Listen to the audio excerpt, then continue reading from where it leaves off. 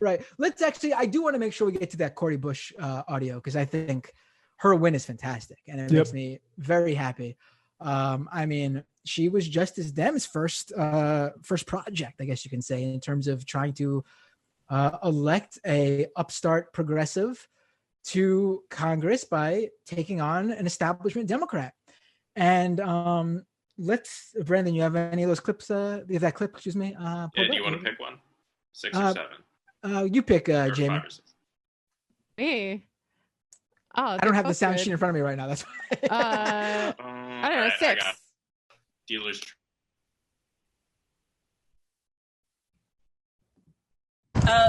Making sure that we bring home a $2,000 a month UBI that's retroactive, that will last for a year. But that $2,000 a month, this is for COVID-19 relief. That $2,000 a month does not mean take money away from social programs that we have right now. We have to put more money into that, but then also a reinvestment in our school system, taking that money that was taken out of the federal education system and put it into private prisons, defund that. We need to go and get that money back and put it into our school system. Oh God, that's awesome. Yeah. Hell yeah. I mean, she's spotlighting something that I think is really important in conversations about UBI, which is if we want one with actual leftist liberatory potential, it cannot be used to attack the welfare state. It has to be in addition to universal social programs. And I think she hit the nail on the head with that. And absolutely. Go ahead, Matt. I'm sorry. I was just going to say, like, as long as we've been having UBI conversations on this show, we've been saying the other thing you need to make sure happens is decommodifying the essentials to live life. Because if you don't do that, then the rentiers in society are just going to soak up the UBI funds. And I mean, we're going to see a lot of that. If we get a UBI like $2,000 in today's structured economy, you would see a lot of that. Landlords are going to be set, right? I mean, but again, like that's better than people being evicted. Right. But I mean, I love the way she focused on that. And then she focused on the defund argument too, specifically drawing it to recent policy decisions to take it from education into prisons. I mean, she's great. And people talk about, I see people nurse knife wounds to the back from AOC quite a lot. And AOC didn't endorse Cori Bush. And the endorsement strategy of progressives and the left needs to get a lot better in general.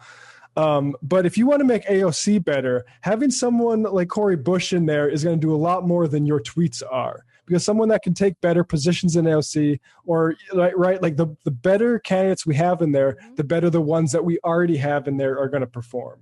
And if the squad never grew bigger than the 3-4 that we had, then like 20 years from now, they'd be garbage politicians. So like influencing this with new people that are like even closer to the grassroots, I think it's just such good news in a world of bad news.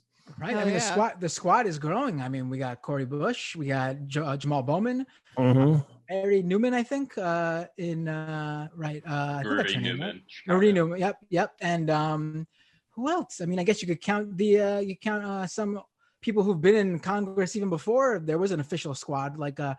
Jayapal. Yeah, it's growing. And the thing about Cori Bush's messaging on UBI, like you mentioned, it's rare to see it. The messaging from I guess Congresswoman elect would be. Is she technically a Congresswoman elect, even though she just won the primary, but there's still a general election to? Not quite. Yeah. Well, hopeful Congresswoman. We could think of her that way. Yes. You don't hear that messaging from people in office. You just don't. That's messaging that you hear on leftist podcasts and live streams like here. Like, it's good to see that messaging get into the main. I mean, it needs to, because it's otherwise you got the UBI messaging from Yang Gang types that don't differentiate, or actually not just don't differentiate, make no qualms about what they plan on doing to social programs in order to fund their UBI.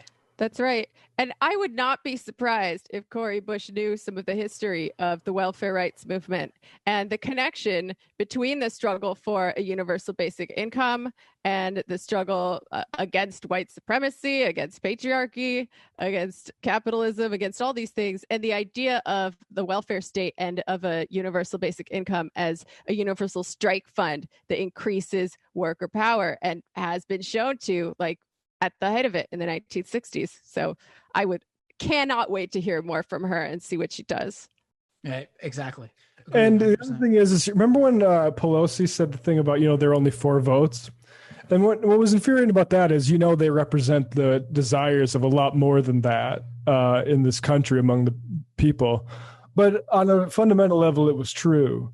They were powerless. And the only way, all the messaging and all the different media appearances they go on is a huge asset. Because they're frankly, the Lincoln Project doesn't have their Democrats that can do this, right? They might get Biden cabinet positions, but they're not able to get candidates that have this natural grassroots following behind them.